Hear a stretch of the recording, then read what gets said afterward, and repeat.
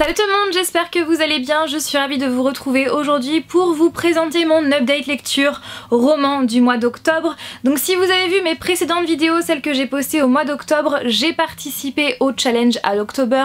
Donc le principe était tout simple, c'était de se constituer une pile à lire vraiment spéciale Halloween avec des livres qui font peur, etc. Donc c'est ce que j'avais fait.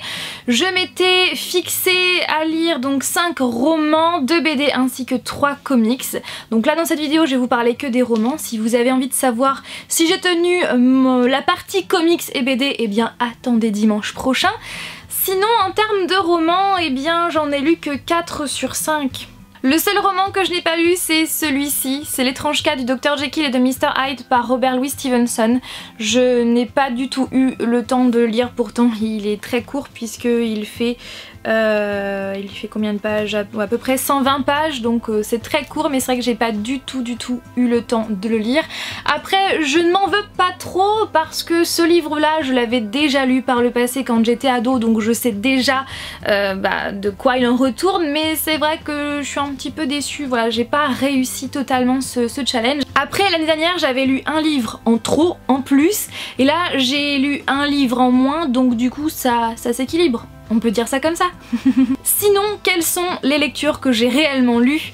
Eh bien tout d'abord ce livre-là, il s'agit de J'ai embrassé un zombie et j'ai adoré par Adam Selzer chez les éditions Albin Michel. Donc c'est l'histoire de Hailey, je crois, je me souviens même plus du nom. Donc c'est l'histoire de Hailey Hailey, je ne sais pas, qui en fait... Alors déjà, on va reprendre les bases du livre. Dans le monde dans lequel ils vivent, en fait c'est le même monde que nous, sauf que les zombies et les vampires ont été découverts au grand jour. Pour un vampire c'est embêtant.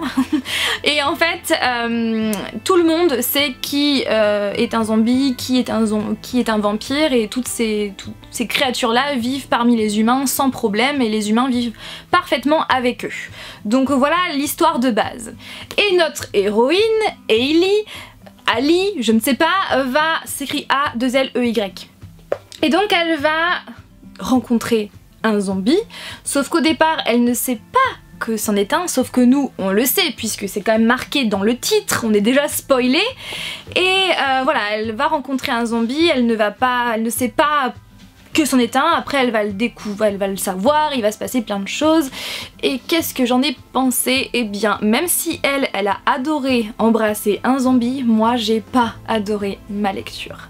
Après je ne vais pas dire que c'est une mauvaise histoire, non, c'est un livre divertissant, c'est une lecture sympa, mais voilà, ça l'a pas vraiment fait avec moi. La seule chose vraiment que j'ai aimé, c'est vraiment le fond de l'histoire, le fait que les vampires et les zombies vivent parmi les humains sans problème, et surtout j'ai bien aimé comment ils ont été découverts. Je ne vais pas vous en parler puisque je ne veux pas vous spoiler si vous avez envie de lire ce livre, mais ce que j'ai pas vraiment... En fait j'ai pas accroché avec le personnage principal qui pour moi a mis trop de temps à découvrir que je ne sais plus comment il s'appelle, c'est pour vous dire à quel point ça m'a marqué. Comment il s'appelle le zombie? Doug! Il s'appelle Doug! Donc où est-ce que j'en étais? Oui, elle a mis un peu trop de temps à mon goût à comprendre que Doug est un zombie alors que ça se voit à des kilomètres à la ronde. Après on voit pas trop les sentiments, enfin... Je trouve que ça tourne trop autour du pot, et puis des fois il y a des choses des événements qui se passent qui sont ouais, super, j'ai envie de dire what the fuck, notamment comment les zombies deviennent des zombies. Je me suis dit bon, ok, d'accord, c'est très bizarre, très étrange. Et puis j'ai pas spécialement non plus accroché avec Doug. C'est sûr qu'il est touchant à sa manière, mais c'est vrai que je l'ai trouvé pas assez exploité à mon goût. Et puis Hailey par moments est un petit peu trop embêtante, enfin j'ai trouvé à mon goût, bien évidemment ce n'est que mon avis, ça n'engage que moi. J'ai trouvé l'histoire originale, vraiment sympa, mais elle aurait mérité d'être beaucoup plus exploitée, et en tout cas pas de cette façon là, et voilà. Et pourtant, à un moment, l'héroïne parle de Gatsby le Magnifique. Elle parle aussi de Archie Comics, donc les fameux comics qui ont inspiré la série Riverdale. Donc c'est vrai qu'au départ je me suis dit c'est bien parti, mais en fait c'est juste parti. C'est tout. J'ai lu ensuite L'appel de ton sang par Alexandra Lannoy. Donc c'est Alexandra qui me l'avait envoyé il y a quelques temps et je voulais absolument le garder pour mon challenge à l'October. Donc c'est l'histoire d'une vampire qui s'appelle Rose, qui est vampire depuis très longtemps.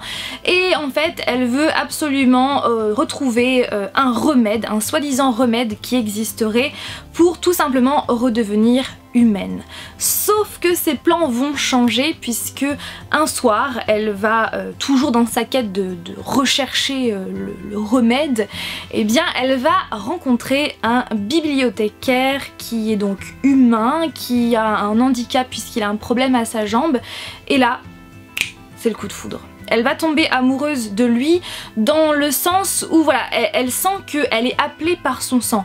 Or ce qu'elle trouve bizarre, c'est que les vampires sont appelés que entre eux, voilà, l'appel de leur sang, comment dire, ils tombent amoureux que entre eux. Sauf que elle est appelée par le sang du vampire et tout de suite elle est, voilà, c'est le coup de foudre pour elle, chose qui est étrange puisque voilà, vampire humain non, vampire oui. Voilà, j'espère que vous avez compris. Donc voilà pour l'histoire, et franchement j'ai adoré. Voilà, j'ai adoré. J'ai adoré parce que déjà l'histoire démarre tout de suite. Ça tourne pas 150 000 ans autour du pot. Et en plus il se passe plein de choses. J'aime toujours autant la plume de Alexandra qui voilà, est super fluide, super agréable à lire. En plus de ça c'est un point de vue interne. Donc voilà, on ressent vraiment les émotions de Rose, et puis Samuel, l'humain, m'a tellement touchée. Vous pouvez pas savoir à quel point. Et la fin, oh my god, j'ai envie de dire, franchement, lisez-le. Si vous aimez les histoires de vampires, je vous le conseille. D'ailleurs, il y a quelques temps, vous avez été quelques-unes à me demander si j'avais des histoires de vampires à vous conseiller. Et bien celle-ci, je vous la conseille, c'est un one-shot. Et franchement, c'est une histoire qui vaut le coup parce que c'est super agréable à lire, on passe un super bon moment, et puis les personnages sont vraiment super attachants. Franchement vous allez adorer, ça j'en suis sûre et certaine. Donc voilà pour mon avis, je vais pas tergiverser, je sais plus le dire, tergiverser 150 ans. Clairement lisez-le, il est génial. Et merci, un grand merci à toi Alexandra de me l'avoir envoyé et de l'avoir écrit. J'ai ensuite lu Hemlock Grove par Brian McGreevy chez les éditions Super 8. Je l'ai enfin lu. Enfin, je suis vraiment trop contente. Donc c'est le roman qui a inspiré la série Hemlock Grove que vous pouvez retrouver sur Netflix, qui compte 3 saisons et que je vous conseille absolument. Et surtout si vous avez envie de voir Bill Skarsgård jouer Roman, l'un des personnages principaux de cette histoire. Franchement, je vous conseille cette série. Et donc ce roman-là correspond à la première saison de la série. Voilà, donc si vous avez envie d'en savoir plus, si vous avez envie de connaître la suite de ce roman, eh bien regardez la saison 2 et la saison 3. Et la saison 1 si vous l'avez pas vue bien sûr. Donc, de quoi ça parle? Eh bien, ce livre parle de la ville Hemlock Grove qui se situe en Pennsylvanie. Et au tout début de l'histoire, ils vont découvrir un cadavre dans la forêt, et à partir de là, plein de questions vont se poser. Qui a tué? Qui a fait quoi? Apparemment ce serait l'œuvre d'une bête, mais quelle bête? Et surtout on va apprendre que à Hemlock Grove, eh bien il y a des créatures qui y vivent, notamment des vampires, des loups-garous, mais ça je ne vous en dis pas plus. Lisez ce roman si vous avez justement envie d'en savoir plus. Franchement je l'ai vraiment adoré et je l'ai dévoré, ça c'est le cas de le dire hein. Je l'ai vraiment dévoré et je suis vraiment contente d'avoir lu enfin ce livre qui a inspiré la série Hemlock Grove. Disons que c'est la même chose en fait, bon il y a bien sûr comme dans toutes les réalisations, les adaptations, il y a forcément des choses qui diffèrent, donc ça correspond en fait à la saison 1. J'ai adoré les personnages comme dans la série, l'histoire qui est très originale, qui est vraiment concentrée sur la ville de Hemlock Grove ainsi que ses habitants, ses secrets, etc. En plus de ça, c'est super bien écrit. Après, le truc c'est que c'est un petit peu cru. L'auteur utilise par moments un langage assez cru, donc c'est pour cette raison que ce n'est pas du tout un livre pour tout public, mais vraiment pour public averti. C'est vrai qu'au départ c'est un petit peu déroutant, mais au final on finit vite par s'y habituer. Et voilà, j'ai vraiment adoré cette histoire, donc si vous avez envie d'en savoir plus sur ce qui se cache à Hemlock Grove, eh bien lisez ce livre. Et le meilleur du meilleur du meilleur du meilleur pour la fin, ce livre là je l'ai terminé le 31 octobre, donc le jour d'Halloween. J'ai lu X par Thomas Oldevelt, je ne sais pas du tout comment ça se prononce, donc chez Brajlon, donc ce sont les éditions Brajlon qui me l'avaient envoyé il y a quelques temps, toujours dans le cadre de notre partenariat. Et donc avant de vous dire, même si voilà, je vous ai dit il y a quelques secondes que je gardais le meilleur pour la fin, je pense que vous connaissez plus ou moins mon avis. J'aimerais vous donner mon propre résumé, mais le résumé qui est marqué sur la 4e de couverture en vaut vraiment le coup. Quiconque né en ce lieu est condamné à y rester jusqu'à la mort. Quiconque y arrive n'en repart jamais. Bienvenue à Black Spring, charmante petite ville américaine, du moins en apparence. Black Spring est hantée par une sorcière dont les yeux et la bouche sont cousus. Elle rôde dans les rues et entre chez les gens à sa guise, restant parfois au chevet des enfants des nuits entières. Les habitants s'y sont tant habitués qu'il leur arrive d'oublier sa présence, ou la menace qu'elle représente. En effet, si la vérité échappe de ces murs, la ville entière disparaîtra. Pour empêcher la malédiction de se propager, les anciens de Black Spring ont utilisé des techniques de pointe. Mais un groupe d'adolescents locaux décide de braver les règles et plonge la ville dans un atroce cauchemar. Et dans ce roman, on va suivre, avec des points de vue externes, on va suivre quelques personnages, notamment Steve Grant, donc la famille Grant, donc Steve, Jocelyn, donc les parents et les enfants Tyler et Mike. On va suivre également Robert Grimm qui fait partie de Lex, donc HEX, qui est en fait la sécurité, la société de sécurité qui maintient justement la sécurité au sein de la ville de Black Spring. Ensuite on va suivre également Griselda qui est la bouchère de la ville. Bref, on va suivre plein de personnages comme ça, et pour ma part ceux qui m'ont le plus touché c'est vraiment Steve Grant, parce que c'est vrai que dans la famille Grant on suit beaucoup plus le papa Steve et l'un des deux fils Tyler, donc ce sont vraiment ces deux personnages là qui m'ont le plus touché. Vous ne pouvez pas savoir à quel point, surtout Tyler. Si vous avez lu le livre, vous savez pourquoi, parce que voilà, je vous en dis pas plus de toute façon. Et donc, j'ai adoré. Franchement, c'est même pas j'ai adoré, j'ai eu un énorme coup de cœur pour ce livre. Vraiment, c'est juste inimaginable, et je dois vous avouer que je pense que c'est devenu l'un de mes livres préférés. Oui, que maintenant il fait partie de cette fameuse liste de mes livres préférés de tous les temps. Quand je l'avais demandé à Brajlon, c'est parce que j'avais beaucoup aimé le résumé, j'avais adoré la couverture, et surtout j'avais vu brillant et totalement original, et donc c'est Stephen King qui l'a dit. C'est vrai que ce genre de phrase là c'est typiquement marketing, c'est marqué, c'est inscrit sur la couverture pour faire vendre. Clairement. Quand j'ai vu ça, je me suis dit, bon, c'est qu'il y a une raison, alors que pourtant je n'ai pour le moment pas lu de livre de Stephen King. Mais pour moi, c'est quand même un très grand auteur. Donc je me suis dit que il devait certainement avoir raison. Et il a totalement raison, c'est vraiment, si je devais résumer ce livre en quelques mots, je dirais brillant et totalement original, comme Stephen King l'a dit. C'est vraiment un livre qui est tellement bien pensé, et c'est une idée mais tellement originale. Franchement, l'auteur a de ses imaginations, et puis c'est très bien écrit, c'est écrit avec un point de vue externe, mais c'est vraiment très bien écrit, alors que pourtant je ne suis pas du tout friande de ce point de vue.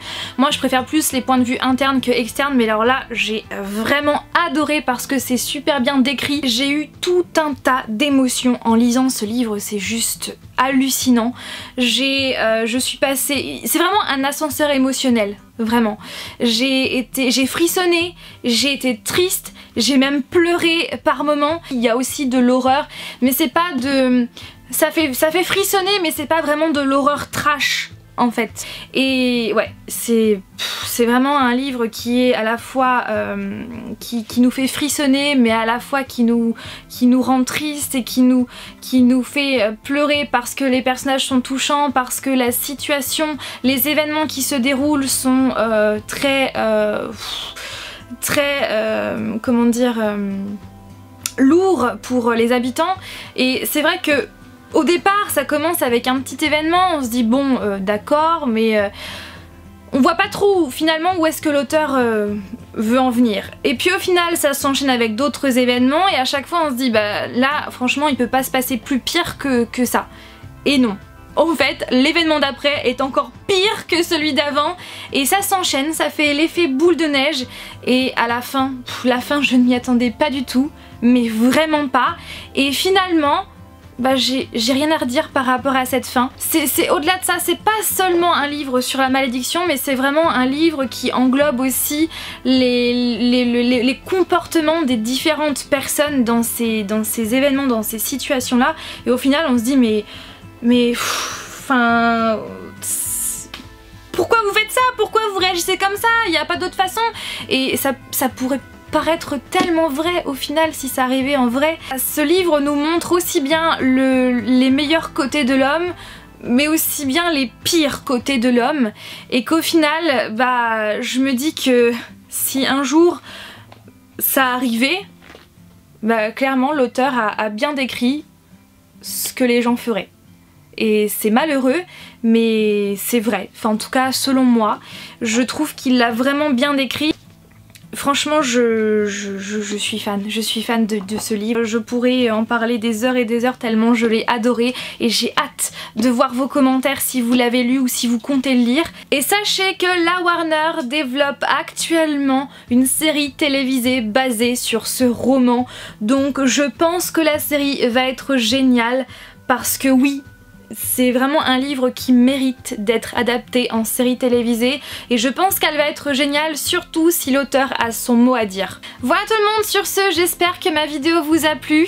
Comme toujours n'hésitez pas à réagir en commentaire et à me dire ce que vous avez pensé des livres que je vous ai présentés, si vous les avez lus ou pas. Et puis je vous dis à vendredi prochain pour une vidéo bonus, parce que oui, sachez que durant les prochains vendredis des prochaines semaines, il y aura une vidéo bonus parce que j'ai tellement d'idées de vidéos en ce moment que je ne peux pas tout vous présenter sur seulement 2 jours dans la semaine, donc c'est pour ça qu'il y aura plusieurs vendredis avec des vidéos bonus. Voilà, donc sur ce, j'arrête de parler, je vous dis à vendredi prochain pour une nouvelle vidéo. Bye!